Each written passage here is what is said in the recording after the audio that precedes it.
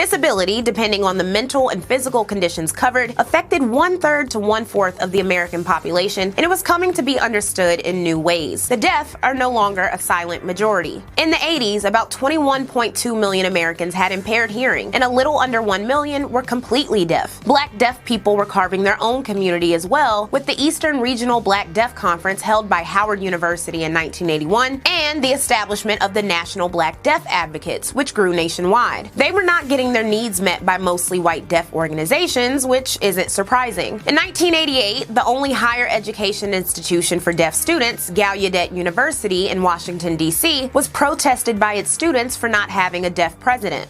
The world got covered!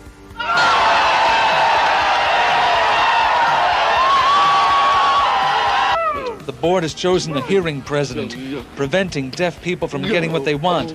They want to bring deaf people down. When deaf people prepare to succeed, hearing people bring them down. They're still afraid that deaf people can't do it. That's what I believe. They're afraid. The week-long protest resulted in the appointment of Dr. I. King Jordan, a deaf man. Deaf president King Jordan had been selected. There was excitement everywhere. Everyone was jumping up and down, shouting. Even the faculty and staff. Even older people were jumping and shouting.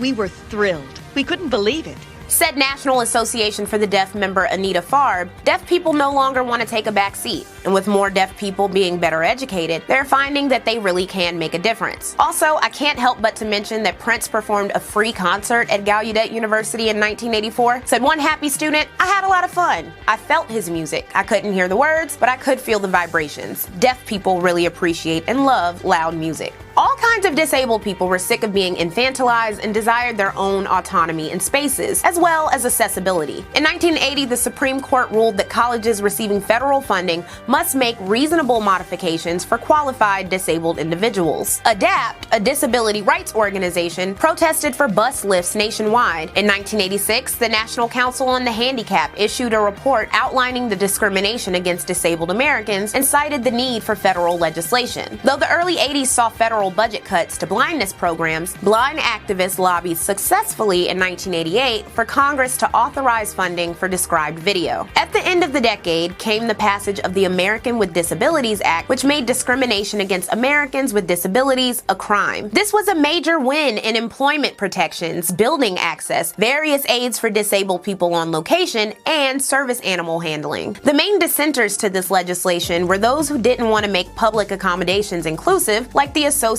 of Christian Schools International, as it meant they would have to make expensive changes to their buildings. And conservatives hated this legislation in general because the new oversight of this law meant an expanded government. And while federal law may have changed, changes in attitudes and steps to be more inclusive towards disabled people would be slow.